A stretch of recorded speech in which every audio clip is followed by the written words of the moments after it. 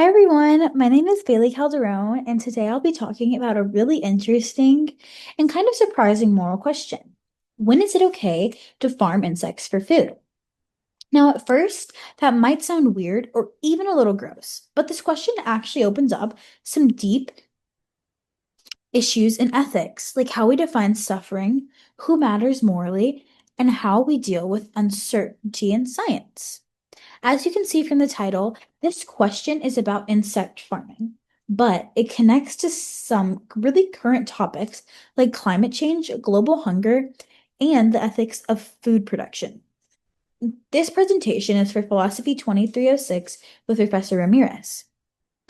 Let's start by looking at what the actual problem is. Why does this topic matter at all, and why should we care about insects?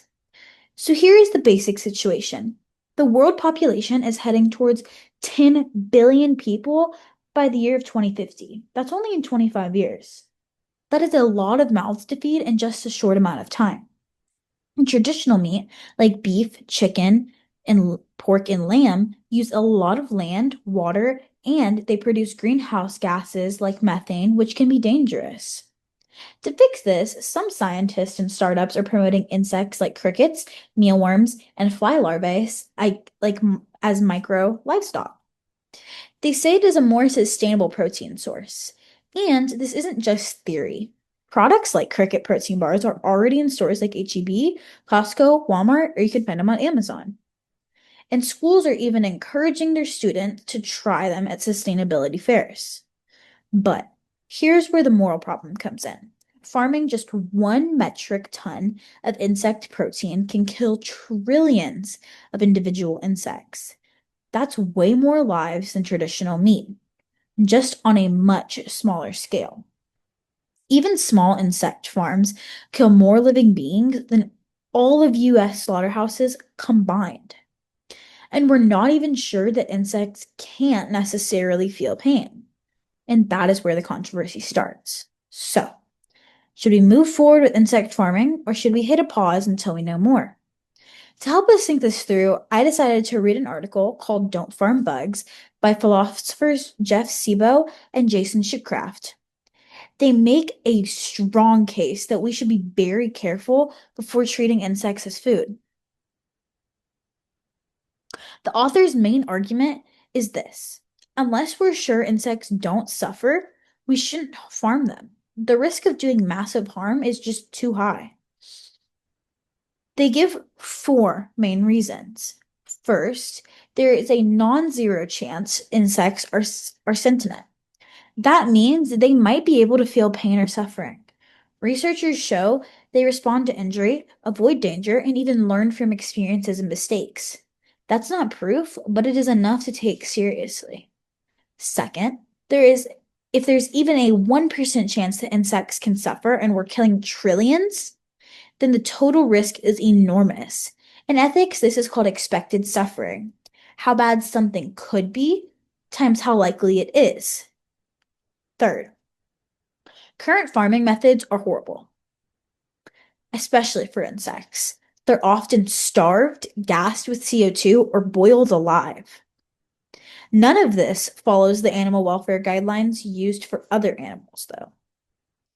Fourth, we already have better alternatives, like plant-based meat, fermented protein, or just beans and lentils.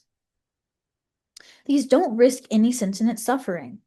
Because of all of that, the authors say we should use precautionary principle, meaning we should stop or redesign insect farming until we have more evidence about insect consciousness.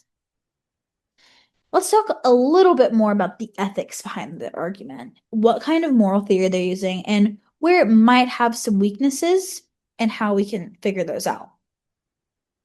Sibo and Shoecraft use a type of utilitarianism that focuses on expected outcomes, basically multiplying the probability of suffering by the number of lives affected.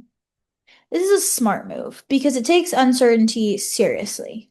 Even if insects might not suffer, if there's a chance they do, and we're killing trillions, that's worth worrying about. But the argument isn't always perfect. Here are a few challenges. First, some critics say we shouldn't stop everything just because we're unsure. Science is improving, and better methods could be just around the corner. Second, there's a possible bias. Should we really treat insect lives the same as human lives? Or even the same as pigs and cows and chickens? Third, it is very, very hard to compare pain with things like climate change benefits. What's worse, a cricket suffering for 10 minutes or 10 seconds, or 10 more pounds of CO2 in the atmosphere? And finally, some people say we should focus more on fixing traditional meat farms, where pigs and chickens and cows suffer a ton.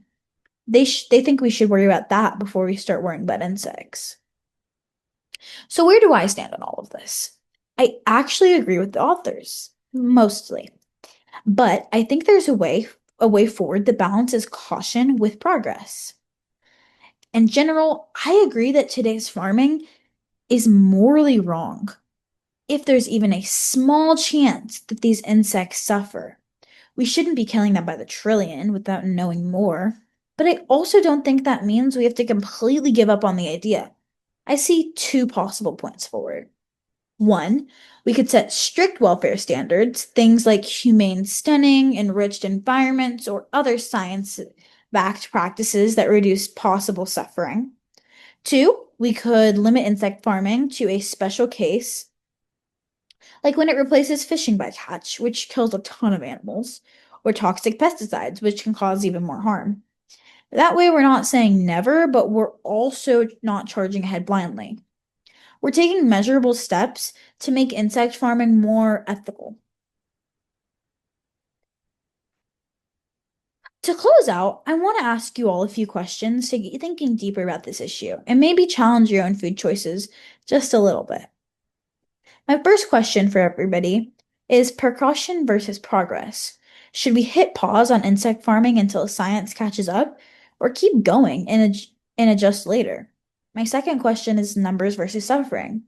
Does the fact that we're dealing with trillions of insects to outweigh how much each one suffers? My last question is personal choices. Would you eat cricket protein if you knew it was farmed humanely? And what would it take to convince you? I want everybody here watching today to think on these questions and let me know. I would lastly like to say thank you guys for listening, and I hope this made you guys think differently